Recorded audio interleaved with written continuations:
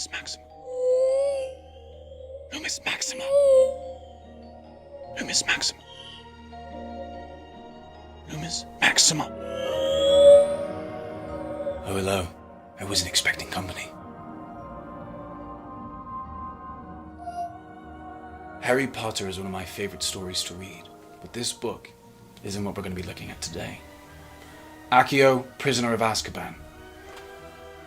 In fact, it's this game that we'll be looking at. Blimey!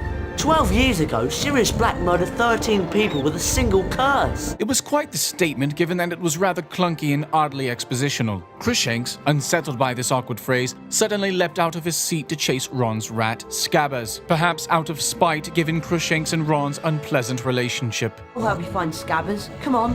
Ron and Harry got up to search for Scabbers. Suddenly, a book with teeth sprung out at Ron, thirsty for blood. Harry fought the book without taking a single blow at all. One could say that Harry's survival intuition came from properly reading the book's movement. Shortly after, the train came to a dramatic halt. A Dementor emerged from the doorway, ready to kill Ronald Weasley. Harry, in all of his shakiness, fainted.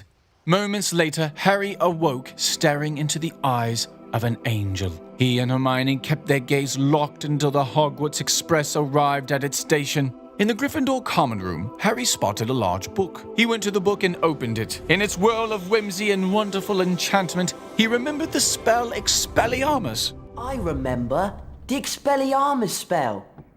But Ron wasn't appeased.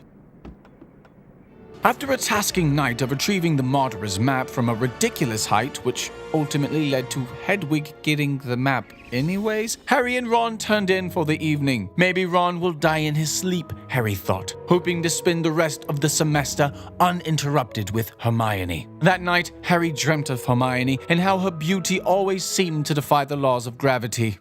The next morning, the three friends made their way downstairs for Defense Against the Dark Arts with Professor Lupin. I would like you to go in there and bring back the Glacius spellbook. The spell Glacius had freezing properties, and its spellbook was hidden underneath of Hogwarts. Neither of them could have expected what was to follow. A giant cauldron that had to be carried into a platform, mirrors that had to be moved to reflect light. The puzzle seemed never-ending, and the three of them began to wonder if any of this was relevant to the Glacius spellbook. After what felt like an eternity, Hermione had found it. Got it!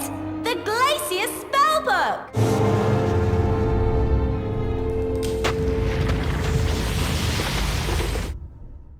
And then she was surrounded by lava. Hermione thought to herself, Glacius. Makes sense. Now I can freeze my way out of this once frozen freeze sickle. When Hermione had grouped up with her friend and Ron, the giant cauldron that the three of them had carried earlier formed into a bigger one. Hermione realized that in order to take down this metal titan, she was going to have to turn this cauldron into a cold-dron. The day-to-day life of the students was filled with many activities, and the vibe around Hogwarts had never been livelier. Students were practicing their pumpkin head charms in the Great Hall, collecting famous witches and wizard cards. How's your card collection coming along?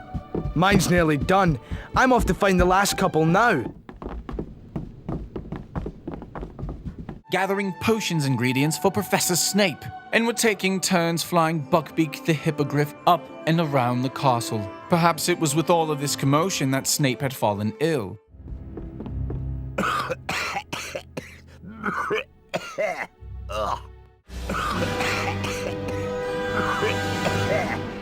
Or maybe he was worrying himself sick due to the unknown whereabouts of Sirius Black, who is rarely mentioned in this version of the book anyways. Either way, Harry kept busy training to defend against Dementors with the help of Professor Lupin. To do so, all he had to do was guide a light over and over until the Dementor hurried off. Lupin was thrilled with Harry's progress. He was talking with Harry until... Remus? Severus. Professor Snape was standing somewhere. Remus? Lupin rushed over to talk with his fellow teacher, but not without warning Harry first. Try not to be seen.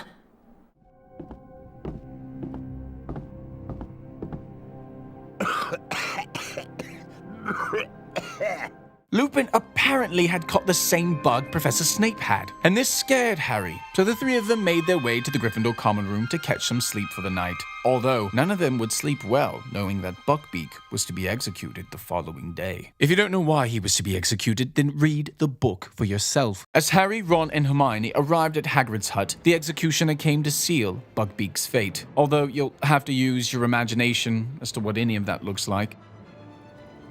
Scabbers! Ron jolted after Scabbers as they both scurried towards the Whomping Willow. Little did they know that the integral final chapters from the book was to be shoehorned in, resulting in a very anticlimactic finale. But I suppose it's not about the story. A true Potter fan doesn't need a retelling, which is probably why in this version Ronald Weasley was once portrayed by Draco Malfoy in a very confusing attempt to do something. What a Potter fan needs is to roam the halls of Hogwarts, to sneak around trolls and enchanted security armored statues, to solve Zelda-like puzzles in Zelda-like dungeons. All of this for a further taste of the magical world of Harry Potter. If you felt the magic, feel free to subscribe for more Harry Potter this month. Also, check out my previous video done in a similar fashion on Chamber of Secrets. Thank you guys so much for all of your amazing support, and most importantly, for watching. Until next time. Remus,